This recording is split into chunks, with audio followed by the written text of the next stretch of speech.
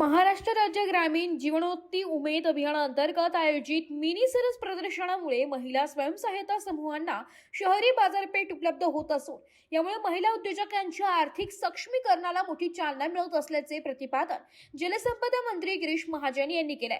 डोंगरे वसतिगृह मैदान येथे जिल्हा ग्रामीण विकास यंत्रणा, जिल्हा परिषद नाशिक व महाराष्ट्र राज्य ग्रामीण जीवनोन्नती अभियान यांच्या संयुक्त विद्यमाने आयोजित गोदा महोत्सव 2026 व विभागीय मिनी जिल्हास्तरीय सरस प्रदर्शनाच्या उद्घाटनाप्रसंगी ते बोलत होते। यावेळी अन्न व औषध प्रशासन मंत्री नरहरी झिरवाळ, आमदार राहुल डिगले, विभागीय आयुक्त डॉक्टर प्रवीण गेडाम, जिल्हा परिषदेचे मुख्य कार्यकारी अधिकारी ओमकार पवार, नाशिकच्या महापौर हिमगौरी आडके आहेर यांच्यासह अनेक मान्यवर उपस्थित होते। कार्यक्रमात एकल महिला उद्योजक, बँक सखी व पशुसखी यांच्या मान्यवरांच्या हस्ते सत्कार करण्यात आला।